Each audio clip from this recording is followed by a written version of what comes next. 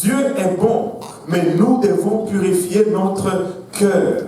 Dieu est bon, mais si nous voulons jouir de la bonté de Dieu, nous devons purifier notre cœur. Il arrive un temps où nous devons faire un examen de soi. Et je pense que c'est vraiment la ligne dans laquelle nous avons marché ce mois-ci. C'est vraiment, je veux me sonder, je veux me regarder, si j'ai le pied à la bonne place.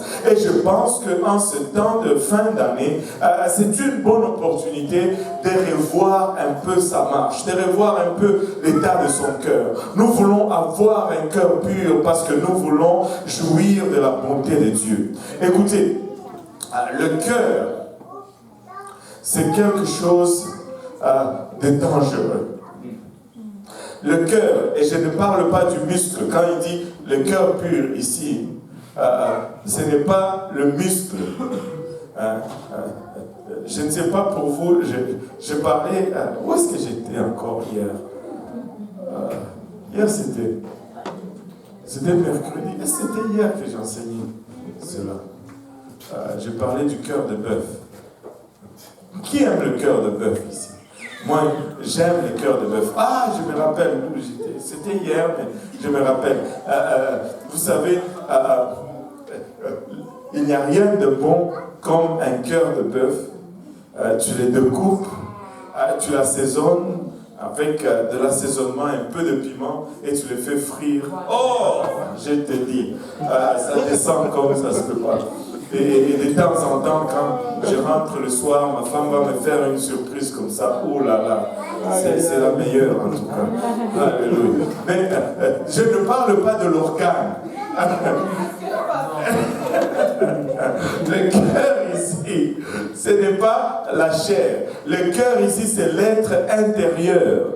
Le cœur ici, c'est la place où mes sentiments, mes raisonnements sont générés. C'est le profond de moi-même, d'où me viennent mes réflexions, d'où me viennent mes décisions. Mais la Bible nous dit que le cœur de l'homme est tortueux et méchant par-dessus toute chose. Qui peut le connaître?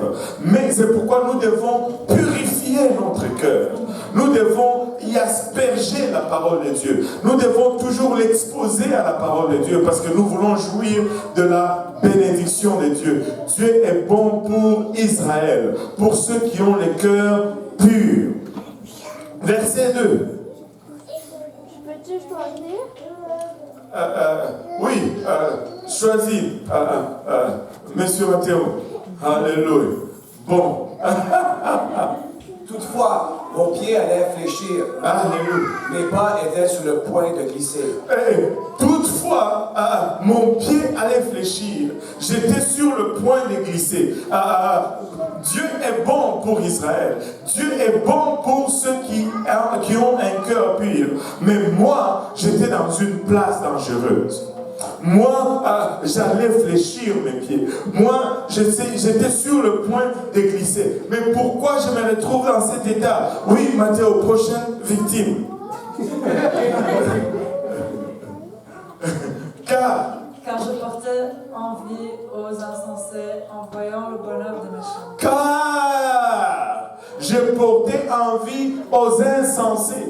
Je voyais les gens qui ne font aucun sens, et je commençais à les envier. Je voyais le bonheur des méchants, et je commençais à les envier. Laissez-moi vous dire que nous passons tous à un moment donné dans cette situation.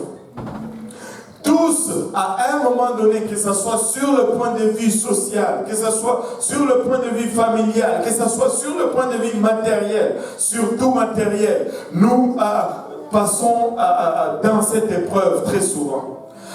Nous avons sacrifié, nous nous sommes consacrés, nous avons fait des efforts, mais nos efforts ne produisent pas vraiment ce que nous avions escompté. Mais nous regardons les autres qui se la sont coulées douces, qui ont fait des choses que Dieu ne demande pas.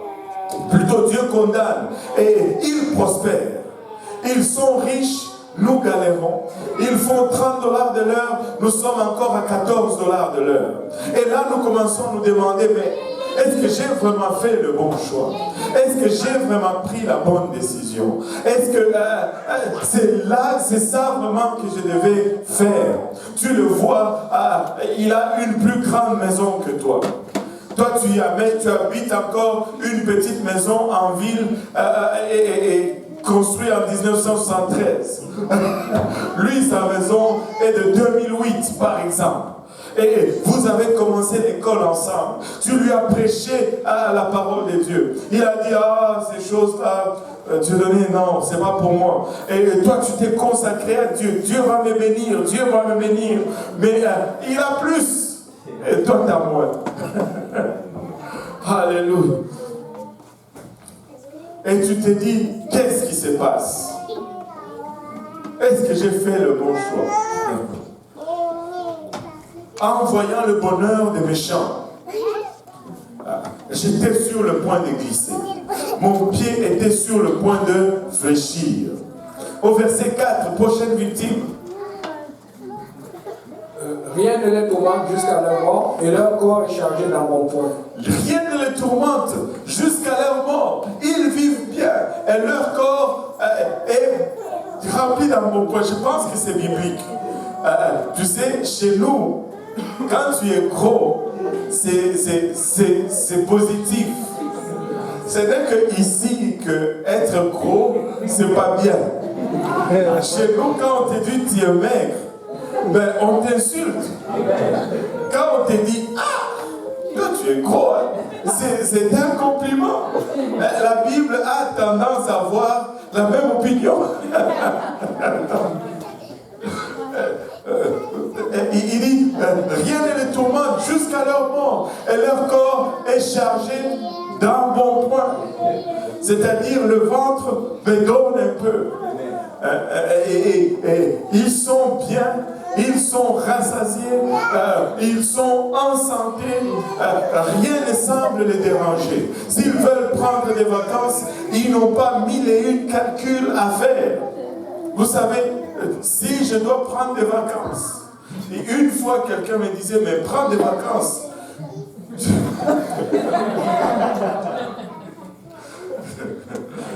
Ah là là. Pour faire quoi? Pour aller où? Et pour aller comment? C'est bon prendre des vacances. Mais ma femme me dit toujours, je ne veux pas que... Je vais vous raconter. Très souvent, je vais dire, mamie, juste même 2 jours, allons à New York, parce que je suis fatigué. Si on reste ici, je n'arrive pas à déconnecter. Allons à New York, 2 jours. Elle va toujours me sortir la même réponse. Non, je ne veux pas y aller parce que, est-ce que, si on y va, moi je ne veux pas être stressé avec l'argent. Parce qu'à chaque fois qu'on va, c'est toujours, attends là, combien il nous reste? Non, on ne peut pas acheter ça parce qu'il faut garder pour l'essence, pour le retour. On ne veut pas aller et rester là-bas. Alléluia. Mais eux, quand ils veulent partir en vacances, ils partent en vacances. Ils vont partir 2 fois en vacances, 3 fois la même année. Tu mets, est-ce que j'ai vraiment fait le bon choix? Suis-je vraiment à la bonne place? Rien ne les tourmente jusqu'à leur mort et leur corps est chargé d'un bon point. Verset 5, une autre victime, Matthieu. Ils n'ont aucune part aux souffrances humaines, ils ne sont point frappés comme le reste des hommes. Waouh! Nous tous, nous galérons, mais eux, ça va. Ils vont appliquer pour quelque chose, ça passe. Regardez, à un moment donné, j'ai connu une épreuve terrible. Je voulais faire venir ma petite sœur. Et j'avais réhypothéqué ma maison. J'ai mis l'argent dans le compte en banque. Et j'ai appliqué pour son certificat de comment on appelle ça, du Québec, là, pour les étudiants. Et voilà. CAQ. Et c'est sorti, genre dans une semaine. J'étais comme, waouh! Je l'ai inscrit et tout ça. J'ai envoyé toute la paperasse et tout. Mais quand elle est arrivée pour prendre le visa, on lui a dit non. J'ai dit, mais j'ai rempli toutes les conditions. J'ai été honnête. Ils ont dit non. Et j'ai dit, mais pourquoi? C'est quoi la raison? Il dit, bon, parce qu'il n'y a aucune preuve qu'elle va retourner au Congo après les études. J'ai dit, mais attendez, vous avez vous-même un processus pour rester après les études. Mais c'est quoi les buts? Oh non. Elle dit, alors j'ai dit, mais qu'est-ce que tu veux que je te donne comme preuve?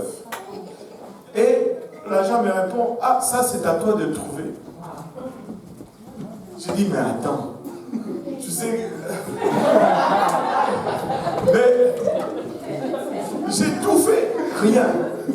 Après, quelqu'un vient et me dit, oh, tu sais, pasteur, un peu même pasteur, j'ai dit oui, avec 3 000 $, elle va être ici dans un mois. J'ai dit, mais comment est-ce que tu vas faire? Bon, on va trouver un passeport et puis elle va arriver. J'ai dit, ah, tu m'as appelé pasteur, non? Comment est-ce qu'il se fait encore? J'ai dit, non, je ne peux pas faire cela. Et il m'a dit, oh, ok, je ne peux pas faire cela. Et puis, je vous dis, 1 mois et demi après, son cousin à lui, arrivé. Son cousin est arrivé. Mais moi, ma petite soeur, elle est encore au Congo.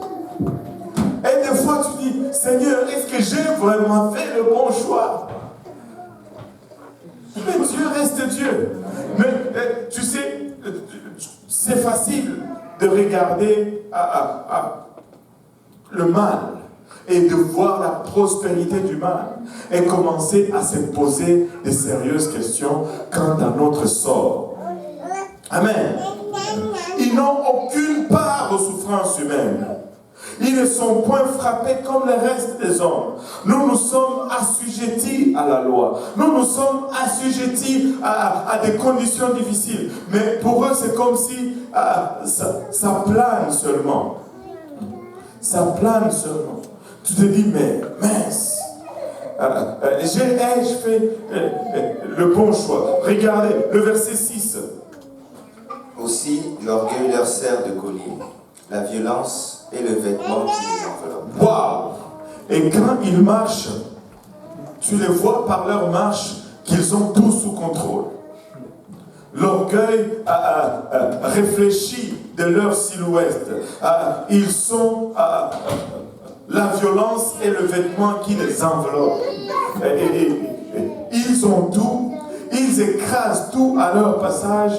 Tu regardes et le pouvoir commence à te séduire. Le désir commence à t'envahir. Maintenant, regardez, verset 7. L'iniquité sort de leurs entrailles, les pensées de leur cœur se font jour. L'iniquité sort de leurs entrailles. Et tu regardes et tu constates qu'ils sont dans le mauvais chemin. Ils font le mal.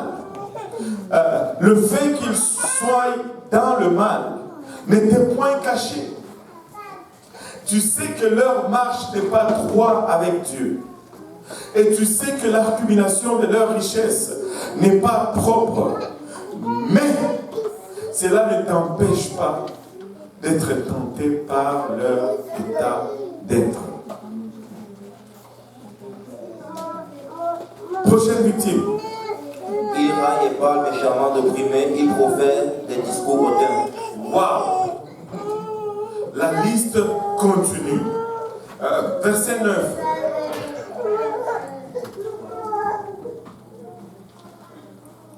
Verset 9. Ils élèvent leur bouche jusqu'aux cieux et leur langue se promène promènent sur la terre. Ils élèvent leur bouche jusqu'aux cieux et leur langue se promène sur la terre. C'est-à-dire, ils peuvent parler mal contre ce qui se fait dans les lieux célestes et ils n'en parlent pas moins mal de ce qui se fait ici sur la terre. Ils se croient au-dessus de tout, mais malgré cela, l'envie est là. Malgré cela, tu constates que ce ne sont pas de bonnes personnes, mais ça ne peut pas t'empêcher de les envier. Ça ne t'empêche pas de te remettre en question. Et au verset 10, voilà pourquoi son peuple se tourne de leur côté, il avale l'eau abondamment. Voilà pourquoi le peuple de Dieu commence à tendre vers eux. Voilà pourquoi même le peuple de Dieu commence à le regarder et commence à vouloir recevoir de leur part. Et dans cette tentative, ils veulent se garder un faux espoir. Regardez le verset 11. Et il dit, comment Dieu saurait-il? Comment le Très-Haut connaîtrait-il? Comment Dieu saurait-il? Comment le Très-Haut connaîtrait-il? Dans cette tentation, tu commences à te dire, Dieu ne va pas savoir. Écoute, tu sais que Dieu sait toutes choses. Et tu sais que rien n'échappe à l'Éternel. Là, tu commences à essayer de te mentir à toi-même, pour que tu puisses trouver une voie pour accéder à ce que ton cœur est en train de désirer. Et au verset 12, ainsi sont les méchants toujours heureux, ils accroissent leur richesse. Ainsi sont les méchants, toujours heureux. Ils accroissent leur richesse. Tu le vois dans leurs fêtes. Tu le vois dans leur achat. Tu le vois dans leurs loisirs. Tu te dis, waouh! D'une fête à l'autre, d'un magasin à l'autre, d'un événement à l'autre, ils sont toujours invités. Toi, on ne t'invite jamais. Ils ont toujours le dernier style, la mode qui sort, ils l'ont toujours. Cette chaussure de dernier cri, ils l'ont toujours. Mais toi, tu as encore les... enfin, voilà. Et là, tu te regardes toi-même. Tu te dis, mais c'est quoi ça? Verset 14.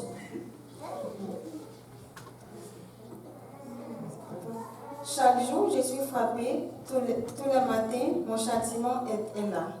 Chaque jour, je suis frappé. Tout le matin, mon châtiment est là. Et je vais à l'église. Pasteur Kaosi me dit, je suis plus que vainqueur par celui qui me fortifie. Mais quand je suis à côté d'eux, je ne ressemble pas vraiment à un vainqueur. Ils sont plus étincelants que moi.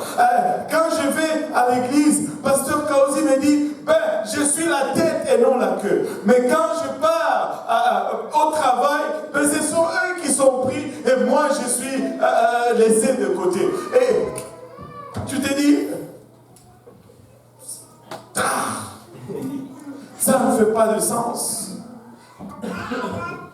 Et là, tu commences à regarder la loi et les commandements de Dieu, ça devient lourd à porter.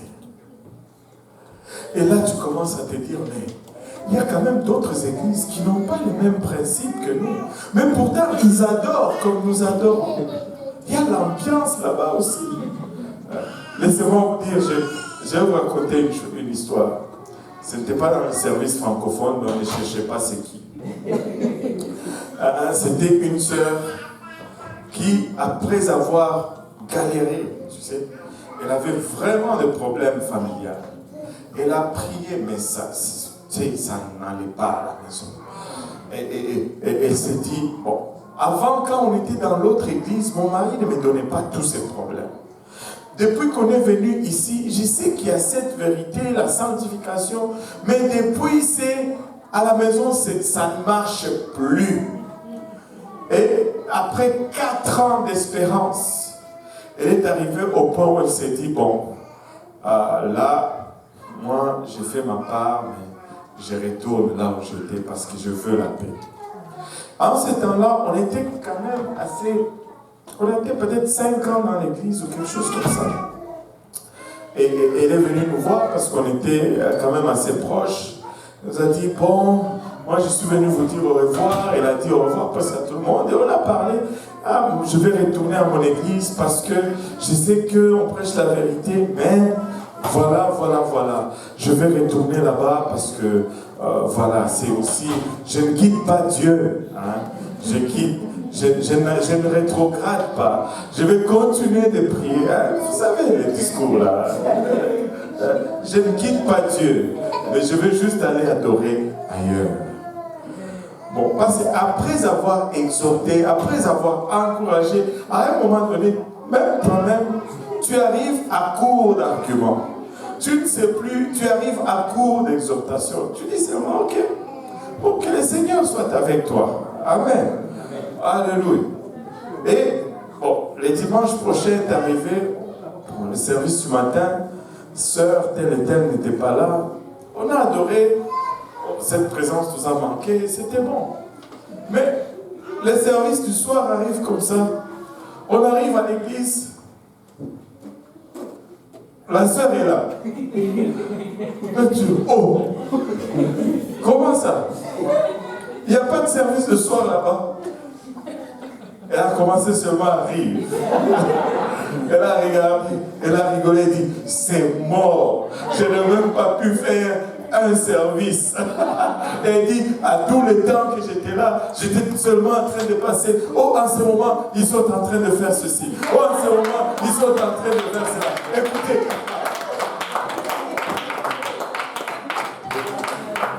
N'envie pas le méchant.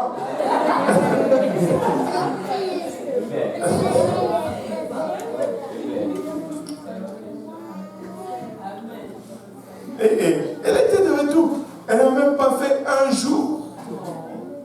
Même pas la moitié d'une journée. Et je suis sûr que si elle pouvait arriver au service en français à 13h, elle allait être là. Mais c'est seulement qu'elle ne comprenait pas le français. Alléluia. Et, vous savez, tu peux regarder à toutes ces choses et te dire, oh, en tout cas, ils ont l'air de mener une bonne vie là-bas. Ça semble avoir l'ambiance. Fais attention. C'est donc en vain que j'ai purifié mon cœur et que j'ai lavé. Oh, est-ce qu'on a lu celui-là? Verset 13. Prochaine victime.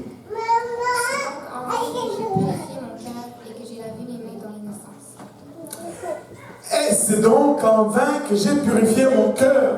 Tout ce que j'ai fait, est-ce que c'est pour rien? On dit que Dieu est bon et il aime ceux qui ont le cœur pur. Mais moi, j'ai purifié mon cœur. J'ai lavé mes mains en innocence. L'ai-je fait pour rien? Écoutez, ça coûte de purifier son cœur.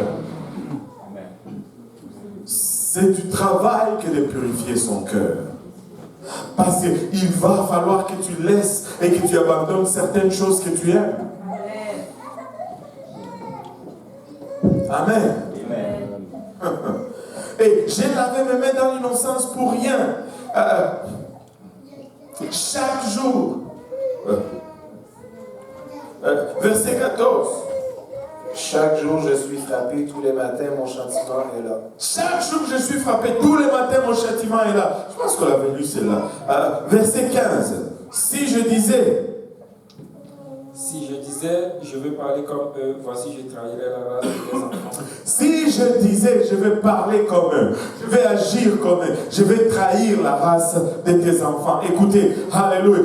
Peu importe ta détresse, peu importe le désir que tu as, peu importe cette sensation, tu sais, lorsque tu commences à essayer de faire comme eux, il y a cette chose qui te te laisse pas tranquille. Alléluia, parce que l'Esprit de Dieu est en toi. Tu voudrais bien faire comme eux. Je ne sais pas si vous avez déjà essayé de parler comme vous parliez une autre fois. Je ne sais pas si vous avez déjà essayé de prendre plaisir dans des choses que vous aviez pris plaisir une autre fois. Mais la conscience ne vous laisse plus tranquille.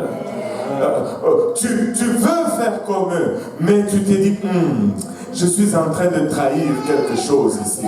Je suis en train de trahir quelque chose. Je ne peux plus parler comme eux. Je ne peux plus désirer comme eux. Je ne peux plus marcher comme eux. Parce que j'ai quelque chose en moi. J'ai été marqué. J'ai été marqué. Et regardez le verset 16.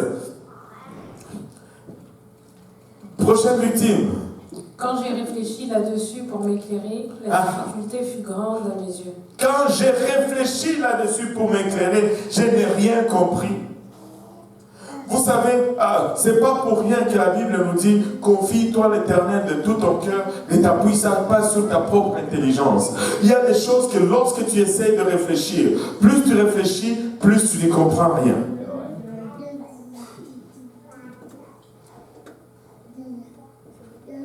Je vais vous donner un exemple simple, que si tu y réfléchis, tu ne vas pas le faire. La prière.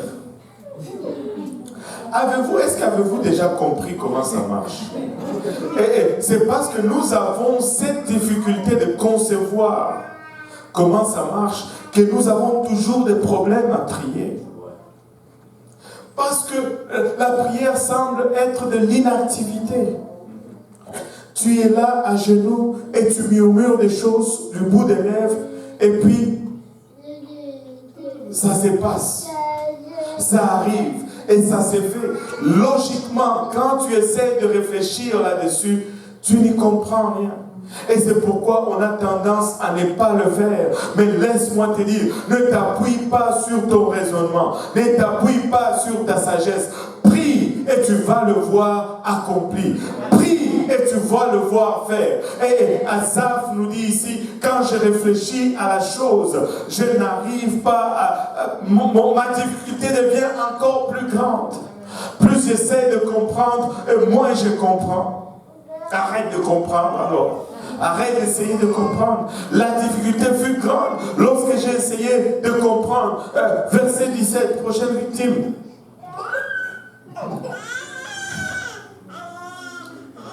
Mon coureur de micro m'a lâché. Jusqu'à ce que je pénétrais dans les sanctuaires de Dieu et pris garde à leur sort final. Alléluia. Jusqu'à ce que j'eusse pénétré dans le sanctuaire de Dieu et que j'eusse pris garde au sort final des méchants. Écoutez, ce n'est pas ta réflexion qui va faire que tu comprennes quelque chose. C'est entrer dans la présence de Dieu qui va faire la différence. Ce n'est pas ton raisonnement. Ce n'est pas parce que tu vas arriver à déchiffrer la situation. C'est tout simplement la présence de Dieu qui va t'amener réconfort et assurance. Si nous avons besoin d'une chose, c'est la présence de Dieu. Remarquez ceci, il a dit jusqu'à ce que j'eusse pénétré dans le sanctuaire de Dieu. Il y a de ces choses que même si je prie, si je reste à la maison, je reste dans la confusion. Si je reste à la maison, l'ennemi me bombarde encore des pensées et des troubles. Mais lorsque je me lève et que j'entre dans la maison de Dieu, il y a quelque chose de différent. C'est pourquoi la Bible nous dit, ne néglige pas l'assemblée des frères. Alléluia. Il y a quelque chose quand tu te lèves chez toi et tu te dis, je vais à la maison de Dieu. Oui, Dieu n'habite peut-être pas ici, mais laissez-moi vous dire, il y a quelque chose quand tu fais, c'est une déclaration. Quand tu te dis, je me lève et je vais à la maison de Dieu, c'est une déclaration que tu es en train de faire. Je peux bien rester à la maison et suivre ceci en direct. Merci pour le frère Yannick. Mais c'est plus pour ceux qui sont à Chibougamau et ceux qui sont au Congo. Mais toi qui es ici à Montréal, lève-toi et viens à la maison de Dieu. Il y a une différence quand tu viens dans la maison de Dieu. Il y a une différence quand tu dis au diable, je vais me lever, je vais faire ma douche et je vais m'habiller parce que je vais aller à la maison de Dieu. Alléluia. Cette lourdeur commence à changer. Et là, dans la présence des frères, alléluia, c'est qu'un n'a pas pu chasser, deux peuvent chasser. Parce que peut-être que tu avais juste un peu plus de nuages au-dessus de toi. Peut-être que tu avais juste un peu plus de démons au-dessus de toi. Mais la Bible me dit, si un peut chasser 1000, deux peuvent chasser 10 000. Alléluia. Qu'est-ce que ça veut dire? Peut-être que moi j'ai 2000 démons sur moi et que je n'arrive pas à les chasser parce que je ne peux chasser que 1000 seulement. Et que toi tu as aussi 2000 démons sur toi. Tu n'arrives pas à les chasser parce que tu peux chasser que 1000. Mais si nous nous mettons ensemble, alléluia, il y a peut-être 4000 démons, mais nous pouvons en chasser jusqu'à 10 000. Jusqu'à 10 000. Il y a quelque chose de différent quand je viens dans la maison de Dieu. Il y a quelque chose de différent quand je viens dans la présence de Dieu. Quand je viens dans la congrégation de saints. Alléluia. Vous savez, c'est peut-être juste une bâtisse. C'est peut-être écrit même Rochelaka. Ça va changer. Ça va peut-être être écrit Église de l'Est. Mais écoutez, le fait que nous venons ensemble, il y a une différence là-dedans.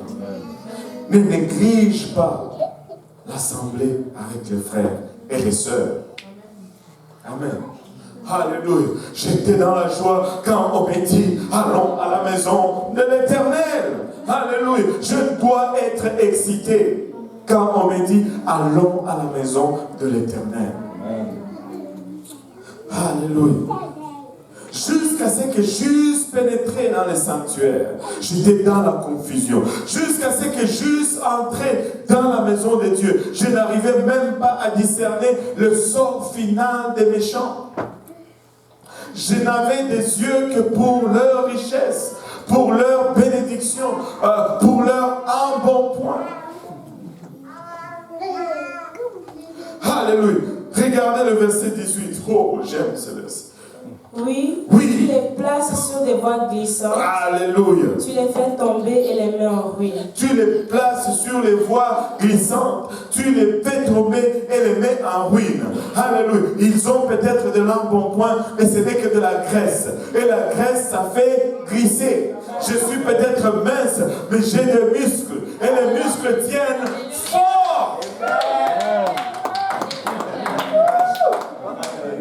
Alléluia. Et quoi? Hein? Et quoi? Regardez le verset 19. Et quoi? Et quoi? En un instant, les voilà détruits. Les voilà détruits. Ils sont enlevés, anéantis par une fin soudaine. Je ne sais pas pourquoi nous nous en faisons tant. Parce que vous savez, à la fin, nous mourrons tous. À la fin, nous mourrons tous. Et à la fin, nous décomposons tous. Peu importe le prix du cercueil dans lequel on t'a placé, tu pourris quand même. Notre sort final est le même. Qu'on t'enveloppe juste dans des feuilles de banane et qu'on t'enterre ou qu'on te met dans un cercueil en bois d'acacia, notre sort est le même. Et, il y a toujours ce dicton, je vais le redire. Avez-vous déjà vu une procession funéraire avec des camions U-Haul qui suivent en arrière? Jamais. Parce qu'on n'amène rien. Même pas une cuillère. On n'amène même pas un sou. Le sort est le même. Celui qui a 10 millions en banque et celui qui a $1 en banque, les deux meurent un jour. Et quoi? En un instant, les voilà détruits. Ils sont enlevés, anéantis par une fin soudaine. Regardez le verset 20. Comme un songe au réveil, Alléluia. Seigneur, à ton réveil, tu repousses leur image. Comme un songe au réveil. Des fois, tu dois juste te réveiller. Des fois, tu dois juste sortir de ton sommeil afin que cette image disparaisse de devant toi. Arrête de rêver. Alléluia. Réveille-toi. et regardent la réalité en face. Leur image va être repoussée. En fait, tu es en train de regarder à la mauvaise chose.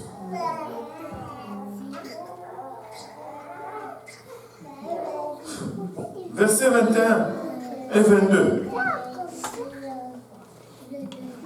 Lorsque mon cœur s'aigrissait et que je me sentais percé dans les entrailles, j'étais stupide et sans intelligence. J'étais à ton égard comme des bêtes. Wow!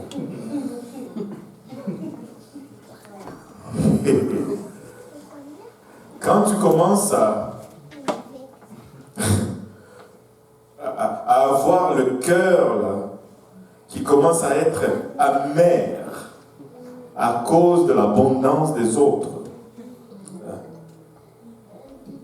tu es stupide et sans intelligence. Wow.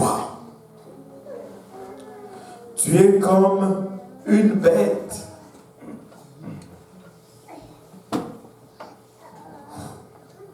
Waouh, waouh, waouh. Parce que pour les animaux, tout ce qui compte, c'est là, c'est aujourd'hui. Mais certaines bêtes même sont un peu plus intelligentes parce qu'ils stockent. Mais tu ne peux pas vivre comme ça. Tu ne peux pas te mesurer aux autres. Surtout s'ils ne servent pas Dieu. Waouh! Lorsque mon cœur s'aigrissait, que je me sentais percé dans les entrailles, mon cœur était aigri, mais même mes entrailles étaient déchirées. À cause de l'envie que j'ai portée pour les autres. Verset 23. Cependant, je suis toujours avec toi. Tu m'as saisi la main droite. Cependant, je suis toujours avec toi. Oh, n'êtes-vous pas content de servir un Dieu fidèle? Même lorsque je suis infidèle, Dieu demeure fidèle. Même lorsque je l'oublie, je m'égare, sa main est encore là tendue vers moi. Il est en train de faire des grands sémaphores, des grands signes. Je suis là, mon fils. Ne va pas vers ce chemin. Ne regarde pas aux méchants. Alléluia. Tu es en train de t'égarer. Viens à moi, je suis là pour toi. Viens vers moi, je suis là pour toi. Alléluia. Même lorsque je suis stupide, il me rattrape et il me ramène. Waouh! N'est-ce pas un Dieu extraordinaire? N'est-ce pas un Dieu merveilleux? Cependant, je suis toujours avec toi. Tu m'as saisi la main droite. Le verset 24. Tu me conduiras par ton conseil, puis tu me recevras dans la gloire. Alléluia. Tu me conduiras par ton conseil, puis tu me recevras dans la gloire. Écoutez, ils sont peut-être en train de prospérer. Tout le monde voudrait prospérer. Tout le monde voudrait avoir un peu plus. Tout le monde voudrait être un peu mieux. Mais laissez-moi vous dire, ce n'est pas le temps de regarder sur le méchant et de commencer à les envier parce que ça serait folie et ça va te conduire dans la destruction. Ta consécration est la chose que tu devrais faire et la chose que tu as fait et la chose que tu devrais même refaire si on te le demandait encore une fois aujourd'hui. Alléluia. Il dit, tu me conduiras par ton conseil, puis tu me recevras dans la gloire. Écoutez, notre récompense n'est pas seulement pour le moment ici. Et je sais que Dieu va venir. Et il va venir même dans ce moment ici. Mais alléluia, ce n'est pas dans cela que nous mettons notre gloire et notre espérance plutôt. Notre espérance se trouve là où les hommes ne peuvent rien faire. Alléluia. Quel autre? Verset 25. Quel autre ai-je au ciel que toi? Et sur la terre, je ne prends plaisir qu'en toi. Quel autre ai-je au ciel que toi? Et sur la terre, je ne prends plaisir qu'en toi. Je n'ai rien d'autre que Jésus-Christ. Je n'ai rien d'autre que le Seigneur. Alléluia. Je n'ai pas, alléluia, d'armée, je n'ai pas de position, je n'ai pas d'argent, je n'ai pas de contact. Seul Jésus. Seul Jésus. Je n'ai rien d'autre que le Seigneur Jésus-Christ. Prenez Donnez tout, mais laissez-moi Jésus. Enrichissez-vous, mais laissez-moi Jésus. Amen. Alléluia. Vous savez, regardez le verset 26, on tend à la fin là. Hop là. Verset 26. Ma chair et mon cœur peuvent se consumer. Dieu sera toujours le rocher de mon cœur et mon partage. Regardez, ma chair et mon cœur peuvent se consumer. Tout ce qui est matériel va pourrir un jour. Tout ce qui est visible a une fin. Et ce qui est invisible n'a pas de fin. Ma chair, alléluia, et mon cœur peuvent se consumer. Mais Dieu sera toujours le rocher de mon cœur et mon partage. Ma richesse, c'est le Seigneur. Alléluia. Mon gain, c'est la vie éternelle. Laissez-moi vous dire, alléluia, je peux galérer sur cette terre. Laissez-moi vous dire, je peux avoir ma part de misère sur cette terre. Mais ma décision est faite. Je dois aller au ciel. Je dois aller au ciel. Même si je souffre comment, je dois aller au ciel. Ne vends pas ton billet pour le ciel. Pour n'importe quel prix. Ne vends pas ce billet-là. Il est unique. Ne le vends pas. Ne le vends pas. Parce que celui qui l'achète ne peut même pas s'en servir. Ne le vends pas. Ne le vends pas. Alléluia. Ma chair et mon cœur peuvent se consumer. Dieu sera toujours le rocher de mon cœur et mon partage. Alléluia. Car, verset 27. Car voici, ceux qui s'éloignent de toi périssent. Tu en as dit, tous ceux qui te sont infidèles. Waouh! Car voici, ceux qui s'éloignent de toi périssent. Tu anéantis tous ceux qui te sont infidèles. Si tu t'éloignes de Dieu, tu péris. Hors de Dieu, il n'y a point de vie, au fait. Il est la source de toute vie. S'éloigner de Dieu, c'est se condamner à mort. Tu peux peut-être mener une vie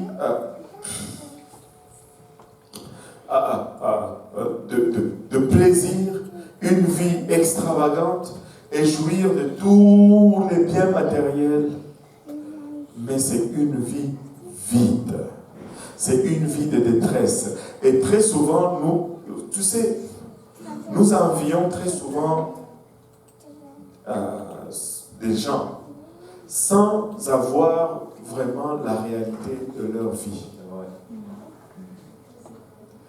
Essaye de regarder comment il dort. Il dort un œil ouvert, un œil fermé. Ils ne peuvent pas dormir avec les deux en même temps. 1h30, 1h30, 1h30, 1h30, jusqu'au petit matin. Juste une feuille qui bouge. Écoutez, je ne me rappelle plus le nom d'un joueur fameux là, qui jouait pour l'Allemagne. Pasteur Serge nous avait raconté cette histoire. Que le type, oui, il était célèbre. Oui, partout il allait, on l'adulait. Oui, il avait des millions, il signait des millions de contrats, des millions et des millions. Mais il avait un gars qui les suivait partout. 24 heures sur 24, ces gars-là devaient être juste avec lui. Il était marié, oui, il était marié. Mais même dans sa chambre à coucher, ces gars étaient là toujours. Ah. Tu ne sais pas qu'est-ce qu'ils font pour avoir ce qu'ils ont. Il n'y a rien qui dépasse la paix du Saint-Esprit. Tu sais, quand tu dors, les deux yeux fermés.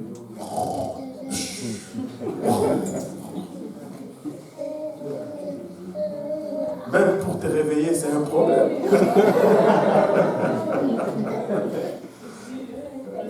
Parce que quand tu dors, tu dors. Tu es tranquille.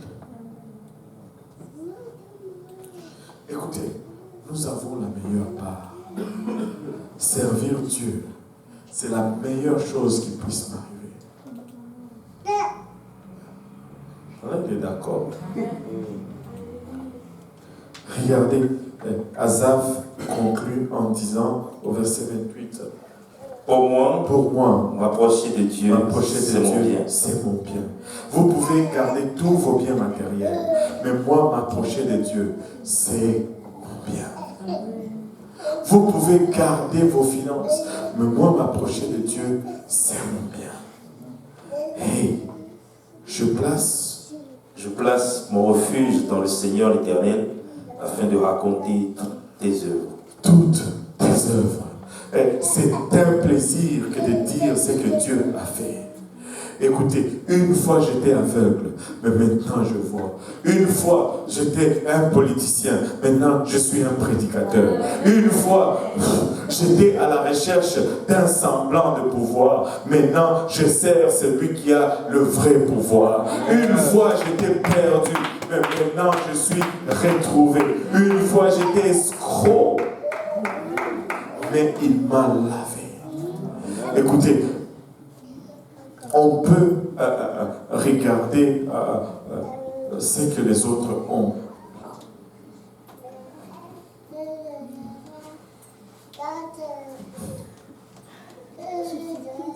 Prenez tout, mais donnez-moi seulement Jésus. Qu'on ne te trompe pas, tu as choisi la meilleure part. Tu as choisi la bonne voie. Tu as choisi le bon chemin. Servir Dieu, c'est la source de toute vie. La réussite, ce n'est pas l'alignement des diplômes sur le mur ou l'accumulation de biens matériels. La réussite, c'est trouver la volonté de Dieu pour ma vie et de vivre pleinement cette volonté. Réussir la vie, ce n'est pas trouver le mari de rêve, grand, noir et beau, ou quelque chose comme ça. Tall, dark and handsome, comme ils disent. Mais il peut être court, blanc et laid. Mais si c'est celui que Dieu t'a donné, c'est celui-là qui va faire ton plaisir. Laissez-moi vous dire, le cœur est méchant. Ne te laisse pas tromper par le cœur. Écoutez, je vais prêcher.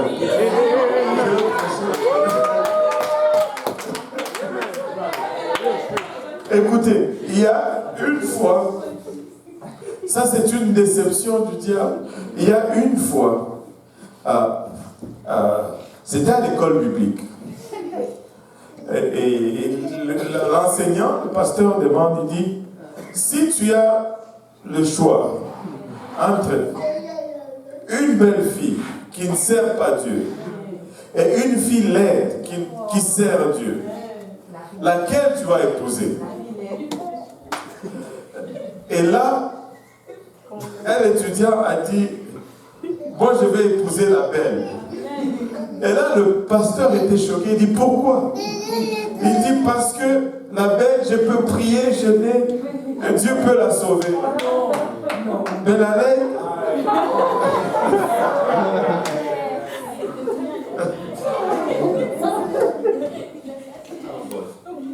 mais ça c'est pas vrai. Laisse-moi te dire ceci. Laisse-moi te dire ceci. La beauté là est illusoire. Ça s'use très vite. C'est seulement beau quand tu ne vis pas avec dans la maison. Je te dis vrai. Je te dis vrai. Quand tu commences à vivre avec dans la maison, les muscles là, tu ne les vois plus. Amen. Je te dis vrai. Ces yeux qui étaient comme waouh, ce n'est plus la même chose. Ce n'est plus la même chose. Tu te réveilles le matin, la bouche sent pareil. Et tu regardes, wow, c'est comme ça. Ben oui, c'est comme ça. la réalité, il ne faut pas se tromper. Mais le caractère de quelqu'un, je te dis, ça va te rassasier tous les jours. Tous les jours. Tous les jours.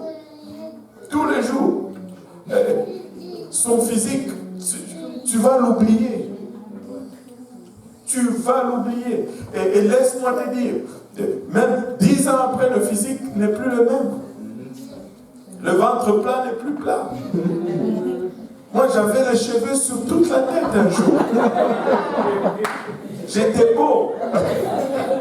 Je n'avais pas ce ventre. J'étais athlétique. Je courais à chaque 2 jours. Je faisais au moins 12 à 13 km à chaque 2 jours. J'étais mince, chevelu et beau. Mais maintenant,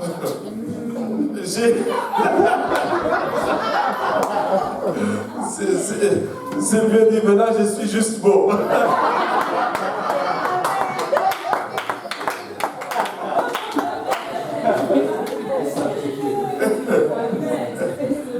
Laissez-moi vous dire, écoutez,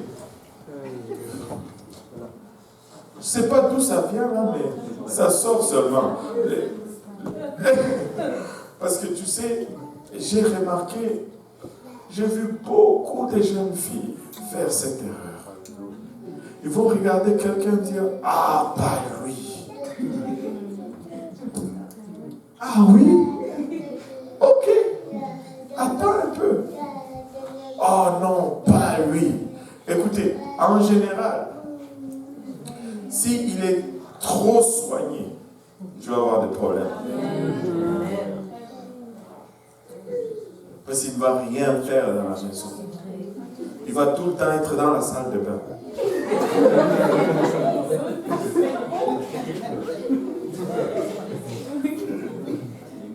Oui.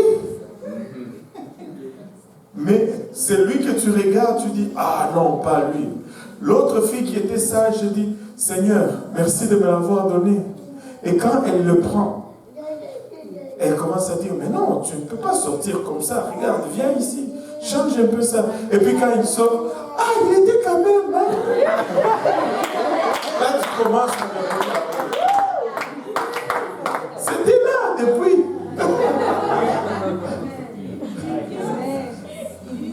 Mais c'est pas les apparences. C'est comme ça que vos cœurs vous trompent. Cherche quelqu'un d'intègre, qui sert Dieu, qui travaille. Et un homme, ça doit sentir la sueur. Amen. Si ça ne sent pas la sueur, ce n'est pas un vrai homme. Amen. Un homme ne doit pas sentir le parfum tout le temps avant le mariage. C'est toi qui dois le parfumer. Il n'est pas travailleur. Ben oui. Il doit avoir le main dur avant que... C'est toi qui dois lui mettre la crème à la main. S'il commence à mettre la... Un homme qui se promène avec la crème de main dans ses bras. Ça, c'est pas un homme. C'est pas un homme. Anyway, je ne sais pas comment on est parti d'Azaph à ceci, mais je pense qu'on doit arrêter ici.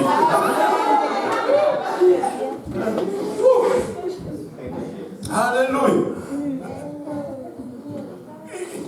Il a les mains crémées. Quand il va prendre le marteau va glisser de ça. Tu vas finir à planter les clous toi-même, à placer les rideaux toi-même. Non! Fais gaffe.